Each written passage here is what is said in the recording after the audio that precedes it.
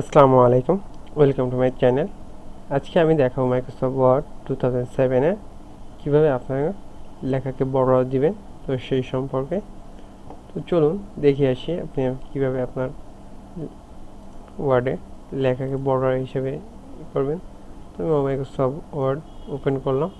Open করার পরে এখানে দেখতে পাবেন কিছু ইন্টারফেস। তো এই ইন্টারফেসে বিভিন্ন টুলস আছে। তো এই যে ফরম্যাটিং টুলসের আন্ডারে যে এটা হলো ফরম্যাটিং চিহ্ন।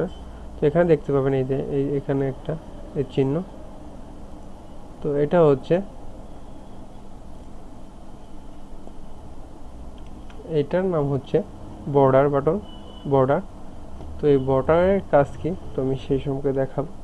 তো মনে করেন একটা লেখা, তো এই লেখাকে আপনি বিভিন্নভাবে স্টাইলিশ করার জন্য বর্ডার ইউজ করে থাকে অনেক সময়।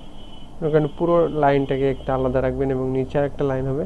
তো সেক্ষেত্রে লেখার নিচে কার্সার রেখে এখান থেকে আপনি বটম বর্ডার দিতে যদি প্রেস করেন তাহলে এরকম একটা লাইন চলে আসবে। তো এর নিচ থেকে আপনি যদি লেখা শুরু করেন তো এরকম বর্ডারে থাকবে। তো আপনি যদি আবার ডিলিট করতে চান তো ডিলিট করতে পারবেন। তো এই বর্ডারের নিচ থেকে আপনি লিখবেন, তো ইন্টার প্রেস করবেন, প্রেস করলে নিচে একটা বর্ডার সৃষ্টি হবে। তো এই বর্ডারটাকে রিমুভ করার জন্য আপনি এখান থেকে যে এই বাটনে প্রেস করবেন, আবার পুনরায় বর্ডারে প্রেস করলে এখান থেকে চলে যাবে। তো আমি মনে করেন আমি এখান থেকে লিখে এই লেখাটাকে আমি কপি করলাম, কপি করে এখানে পেস্ট করি। তো এখান থেকে দেখুন আরেকটা বর্ডার হয়ে গেছে। যদি আমি এই নিচের বর্ডারটা না রাখতে চাই তো ব্যাক স্পেস প্রেস করলে অটোমেটিকে চলে যাবে, কিন্তু আবার ফিরে আসবে। সেক্ষেত্রে কী করতে হবে, এখান থেকে আপনি বর্ডারে প্রেস করবেন। এখান থেকে বর্ডারে প্রেস করলে এখান থেকে বর্ডার প্রেস করে এখান থেকে যাবেন। এখানে যাওয়ার পরে এখানে দেবেন এই যে নো বর্ডার। এখানে প্রেস করলে পুরো বর্ডারটা উঠে যাবে। সেক্ষেত্রে আপনাকে এখানে যায় এখান থেকে আপনি এতে নিলেন। তো এখানে যাওয়ার পরে আপনি আবার লেখা শুরু করবেন। লেখা শুরু করলে আর বর্ডার আসবে না। এখান থেকে যদি আপনি এই লেখাটাকে, এই পুরো লেখাটাকে আপনি একটা বক্সের ভিতরে আটকাচ্ছেন, তো এইখান থেকে এই যে এইখানে প্রেস করবে, এই যে ড্রপ ডাউনে প্রেস করার পরে এই যে দেখছেন বক্স আউটসাইড বর্ডার। তো আউটসাইড বর্ডারে প্রেস করলে পুরো টেক্সটটা এই বর্ডারে চলে যাবে।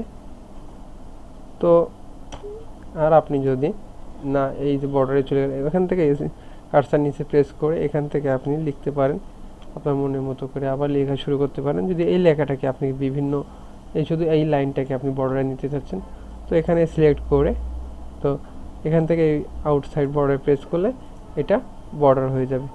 আর যদি আপনি এখান থেকে মনে করেন একটা সেন্টেন্স, তো একটা ওয়ার্ডে করবেন, তো ওয়ার্ডটাকে সিলেক্ট করে এখান থেকে বর্ডার প্রেস করলে এখান থেকে পুরোটা হয়ে যায়। এভাবে আপনি আপনার বর্ডার সিলেক্ট করতে পারেন। এখান থেকে ড্র করতে পারেন, আঁকতেও পারেন, বর্ডার রাখতেও পারবেন। এখান থেকে ইনসাইড বর্ডার, তো এখানে প্রেস করলে ইনসাইড বর্ডার, তো সিলেক্ট করে যদি আমি ইনসাইড বাটন প্রেস করি তো হবে না।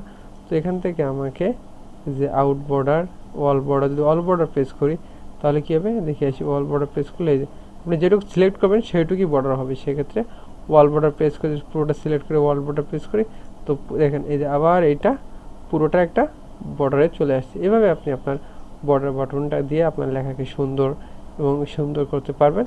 এবং এখান থেকে আপনি বর্ডারে সিলেক্ট করে নিতে পারবেন। এখানে অপশন আছে, তো এই অপশনে থেকে কাজ এখানে যাবেন, যাওয়ার পরে এখান থেকে বর্ডার শ্যাডো, তো এখান থেকে যদি আপনি বর্ডারের বিভিন্ন এই যে ডট, এখান থেকে আপনি যে এখানে ওয়েব আছে বিভিন্ন, তো আমি যদি এই ওয়েবটা নিয়ে ওকে দিই, ওকে দিলে দেখবেন এই সব বর্ডার এখন ওয়েবের মতো হয়ে যাবে।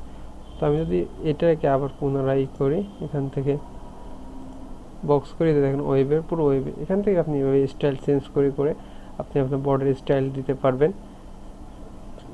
আপনি আপনার মতো সুন্দর করে আপনি আপনার বর্ডারটাকে কাজ করতে পারবেন। তো এখান থেকে এই যে আসছে পেজ বর্ডার, তো বর্ডারে পুরো পেজ শেডিং আছে, বিভিন্ন কালার, এখানে কালার সিলেক্ট করতে পারবেন। তো কালার দিয়ে যদি আপনি এখানে কালারটা সিলেক্ট করে এখানে এই পিছনে পিছনটা পুরো কালারফুল হয়ে যাবে। এভাবে আপনি আপনার মনের মতো করে আপনার বক্স, আপনার শ্যাডো, আপনার লেখাকে আপনি বিভিন্নভাবে সাজাতে পারেন। তো এটা ছিল আজকে বর্ডারের বর্ডার বর্ডার টুলসের কাজ। তো আজ এ পর্যন্তই। ভালো থাকবেন, সুস্থ থাকবেন।